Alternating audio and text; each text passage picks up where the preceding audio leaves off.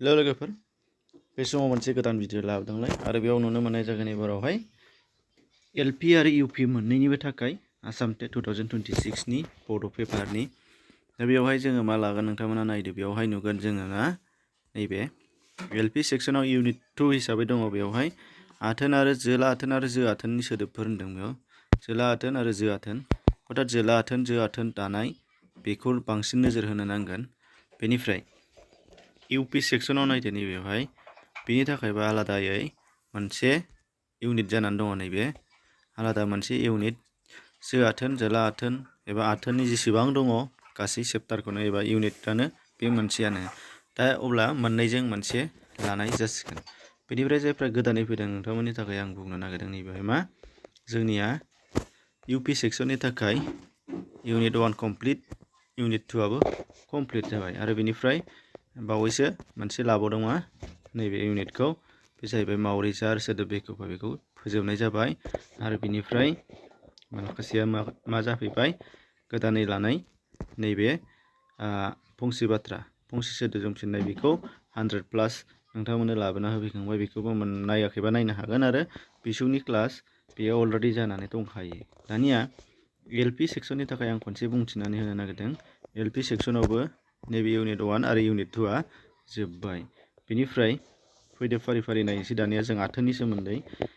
गोरलैखा अदेबानि साबजेक्टआ, नाथाय मोननैसो स्पेसियेल केरेक्टारिस्टिक्सफोर दङ, बेफोरखौ जोङो एसे नायबानो जागोन आरो।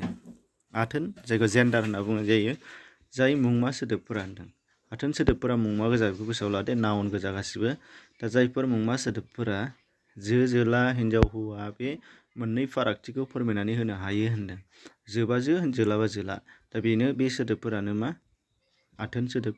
जेरै आदा होनबा हौवाखौ, बाजै होनबा हिन्जावखौ, बांग्रा होनबा हौवाखौ एबा बुन्दा, सैमा बांग्रा सैमाखौ होनो, ओमफ्राय बांग्रि होनबा बुन्दि, बेफोर आरो।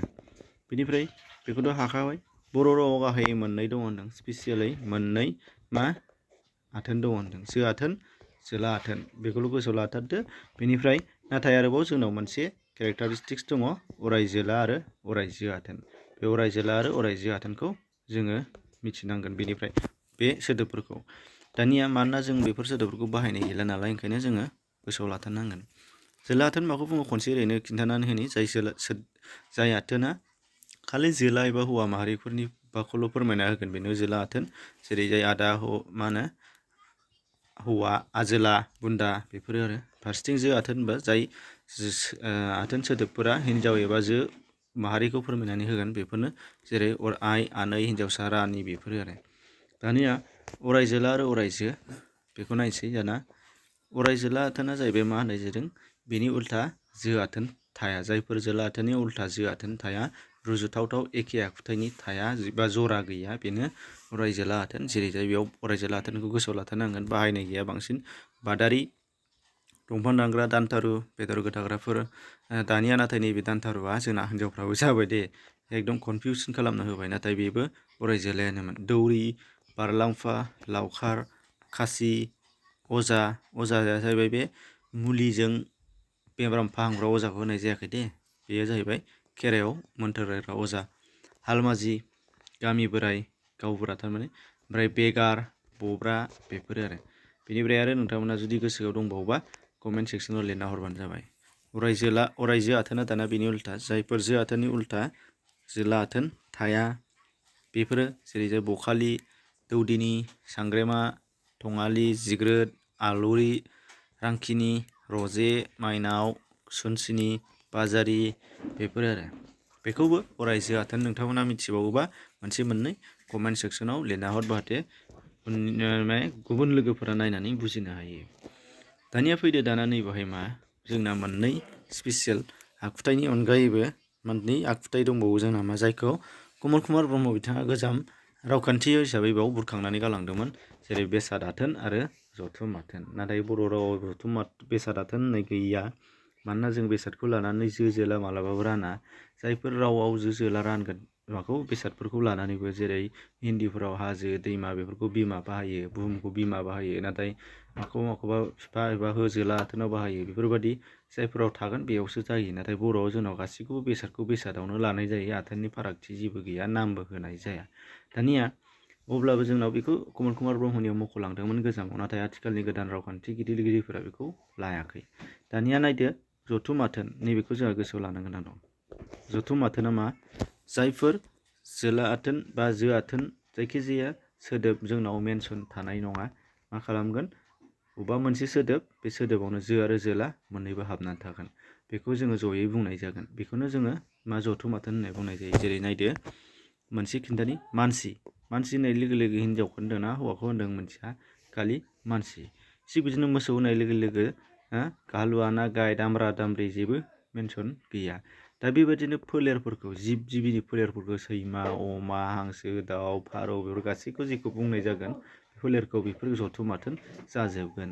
फारसेथिंजाय जोंना मा होनो गथ' होननाय लोगो लोगो हिन्जावसा ना हौवासा मिथिया, आलासि होननाय लोगो लोगो हिन्जाव ना हौवा मिथिया, फरायसा होननाय लोगो लोगो हिन्जाव हौवा गैया, लाइमोन होननाय लोगो लोगो सेंग्रा ना सिख्ला गैया, बैसोगोरा होननाय लोगो लोगो बोराय बुरै नङा, खिन्थायाखै, गथ' गोरलै होननाय लोगो लोगो हिन्जावसा ना हौवासा मिथिया, फिसा होननाय लोगो लोगो फिसा हौवा ना फिसा हिन्जाव मिथिया।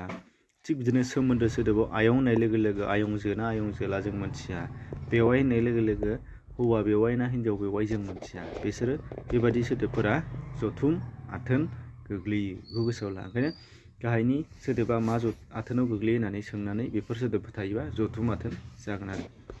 दानिया जोंना आथोन सोलायनायनि नेमा नायदो बर'। आथोन सोलायनायनि नेमा जोंनाव मोनथाम नेम हिसाबै लादों, ओंखायनो एग्जाम्पलखौ मोनसे मोननैल' होदों। जेसेबां बहनो एसेबां मोनगोन, मानोना जोंना कुइसन सोंनाया बे जानाय नङा। मा एग्जाम्पलाव नैबे बेसेबां बिनाय दङ सोदोबफोरखौ दिहुन बिदिथ' थाया नालाय, गुबै आथोन सोलायनायनि खान्थि एबा बिखान्थिखौल' जोंनो नांगौ। ओंखायनो बेयाव मा नुगोन?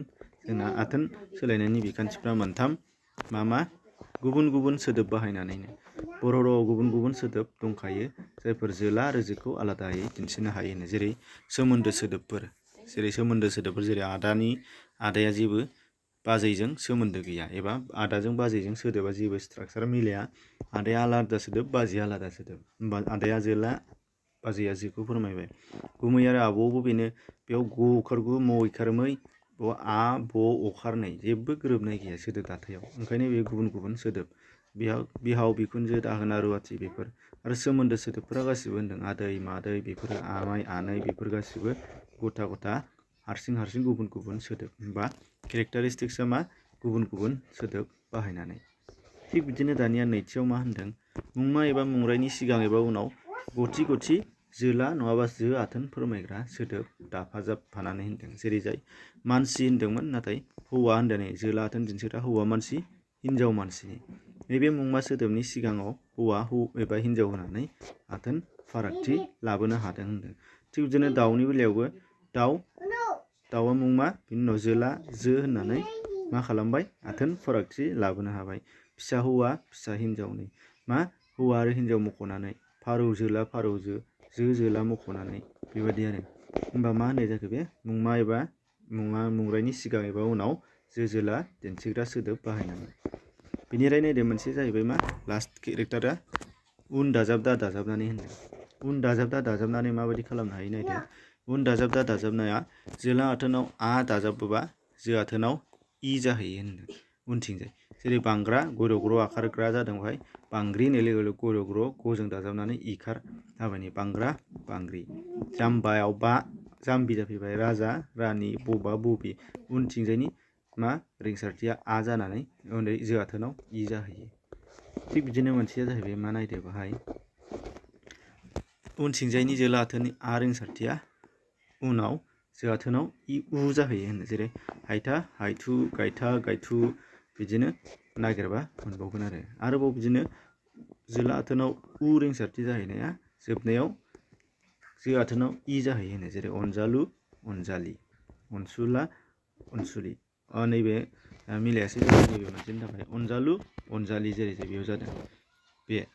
बेनिफ्राय नायदो नैबे मोनसेया आ रिंसारथिया जोबनायाव जो आथोनाव ए जाहैयो होनदों। जेरै जाय नाब्ला नाब्लि। एक्सेप्ट मा खालामो? सोरबा नाब्लिबो बुङो, बेखायनो बेखौ मोननैबो होनाय जादों। बेनिफ्राय हंला आया हंले इ जाहैबाय, दाब्ला दाब्ले, बेबायदि आरो। दा अब्ला जोंना मा होनदों? बेखौ सोंनाय नङा, सोंनाया एक्सुवेलि सोङोबा जों नैबेखौसो सोंगोन।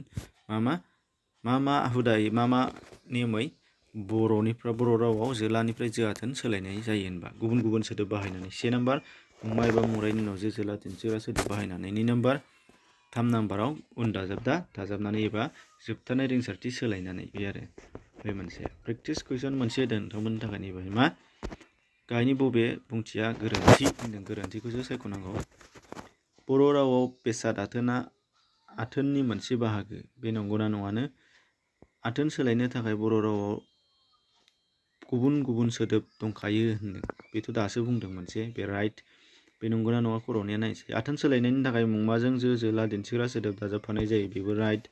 जोला आरो जो आथोन उन दाजाबदाफोरखौ सोलायनानै आथोन सोलायनो हायो, दासो बुंनाय, बेबो राइट। होनबा नैबे सिगाङानो नङा, जेराव बर' रावाव बेसाद आथोना आथोननि मोनसे बाहागो होननाया बे गोरोन्थि। दा बेबायदि होबायबायनो हागौ, बेखायनो नोंथांमोननो एग्जाम्पल होबाय आरो। फारसेथिं जाय आथोन सोलायनाया उल्था आथोन होनायाथ' फैनोबो हाखागौ।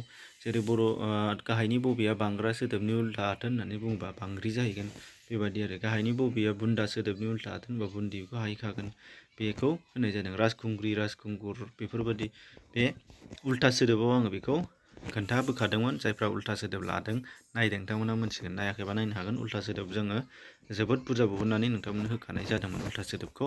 बे उल्था सोदोबफोरखौ नायोबानो हमनो हागोन गासैखौबो।